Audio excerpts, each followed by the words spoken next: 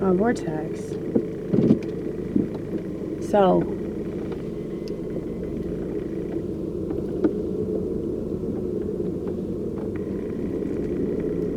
I realized tonight how important it is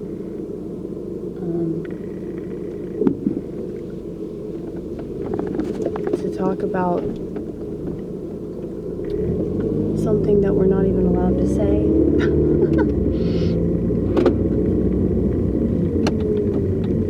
It's a fucking one-way. Don't you hate that when it's a one-way? That sucks. That sucks.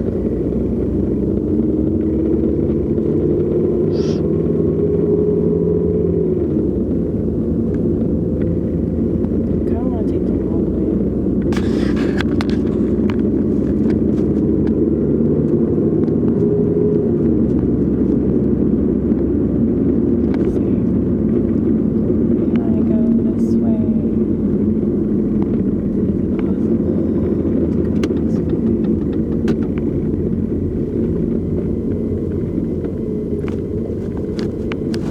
Over by where Judson used to live.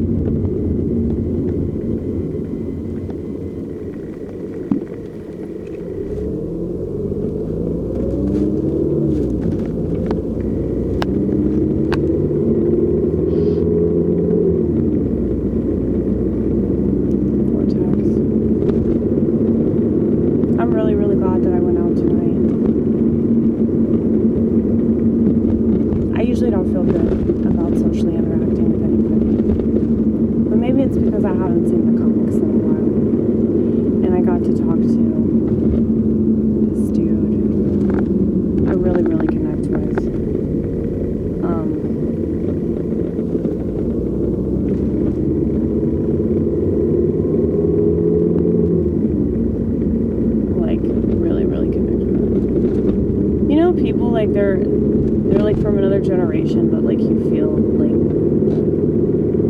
age is not. I mean, I guess that's just true of like all aspects of identity. Because I feel that way about a lot of people that don't look like me, or they're not from the same kind of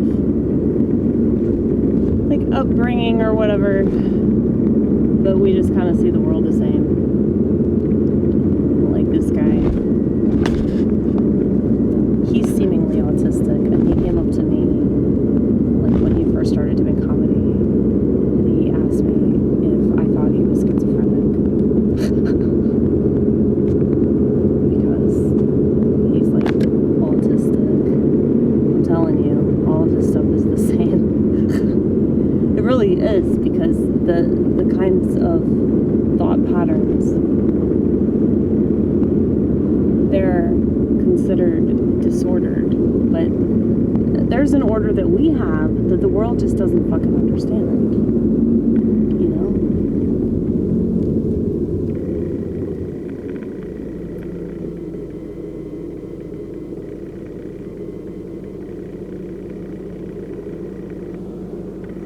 But yeah, I got to talk to him, and then I got to talk to this couple tonight, and the chick, the wife of the comic. Let's see how long she sticks around. Typically the spouse or the significant other of the comic stops going. Sometimes they just break up with them, but they typically stop going, and it's totally understandable. It's really hard to support a comedian. I mean, any fucking art form. I'd say musician, that would be hard too. But comedian, the absolute worst.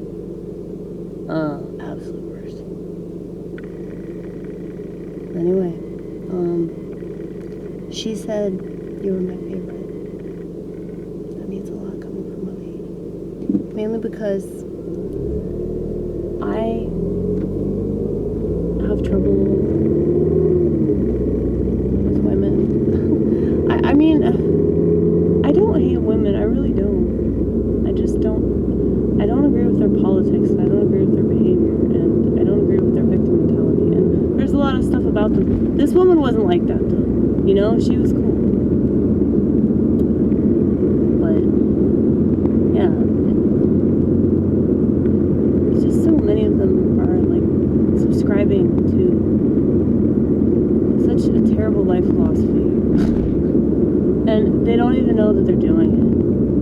just so sad about it.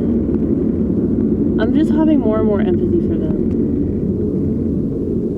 And, you know, I asked God, like, before I even got to the East Room, I asked God to help me forgive people. And, you know, to take care of those people and to help them in their lives. And I don't want to be angry with anybody. I don't want to have, like, any kind of hostility towards people. And I go in and out of that because I really do believe it's like some kind of demon that's attached itself to me. And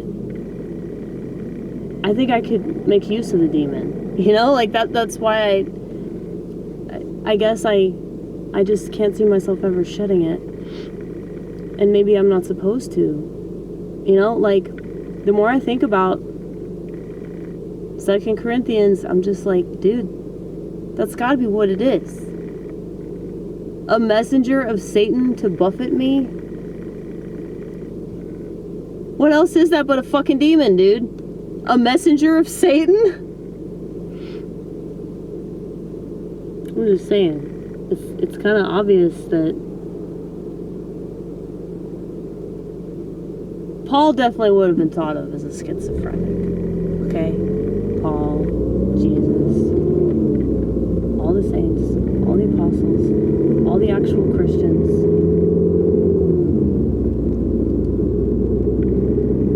Moses, are you kidding? It's like all these prophets. And not just in the Christian religion, but in any and all religion.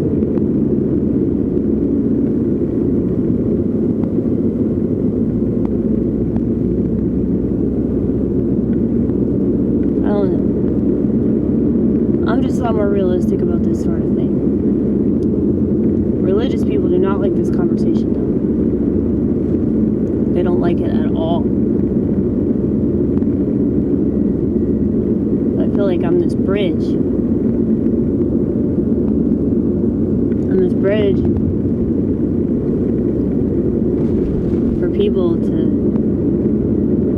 get to Christianity in alternative ways.